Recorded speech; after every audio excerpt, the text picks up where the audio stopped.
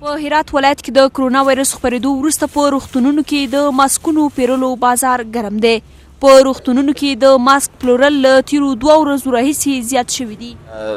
در این روزها نسبت به شیوع مرض کرونا در سطح شهر هرات قیمت ماسکا و تقاضای ماسکا زیاد شده و عرضه بسیار کم شده و مردم بیشتر از ماسک استفاده میکنن و بسیار کم شده. در هر دانه ماسک از 1 روپیه در بازار هرات رسیده به 30 افغاني.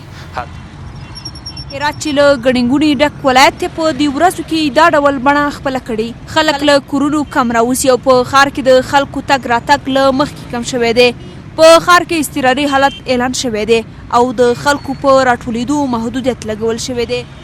له ایران څخه هرات ولایت ته دغه تازه راغلي کسان د هرات حوزوي روغتون ته د ټیسټ لپاره راغلي.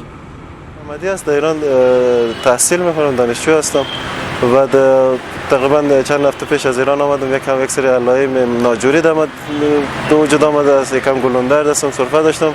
آمدم اینجا یک آزمایشی بدم که نشم عامل انتقال از این مریضی باشم.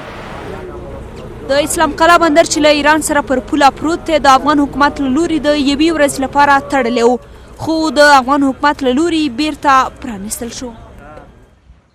د هرات په ختیځ کې دا انصار کم دی چې په کرونا وایروس یو شمېر اخته شوي کسان پکې کرنتین دي. 5-6 روزه تو این کمپ مهاجرین آورده. بعد تکلیف ما رو اینجا آورده که مریضی داریم، مریض کرونا.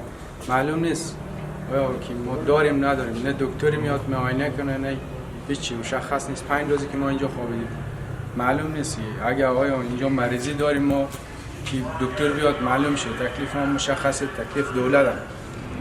د هرات ولایتي چارواکو له ایران سره په همغږۍ په یاد ولایت کې بیړنی حالت اعلان کړی.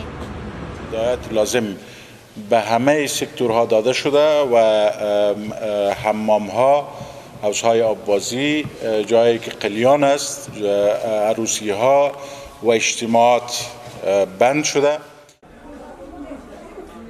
د افغانستان په کچه هرات یوازینی ولایت دی چې د کرونا مثبته پیښه پکې ثبت شوې.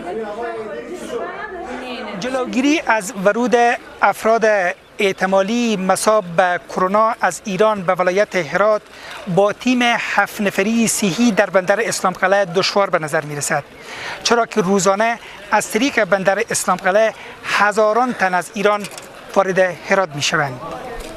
شاهپور، صابر، بندر اسلام قلعه.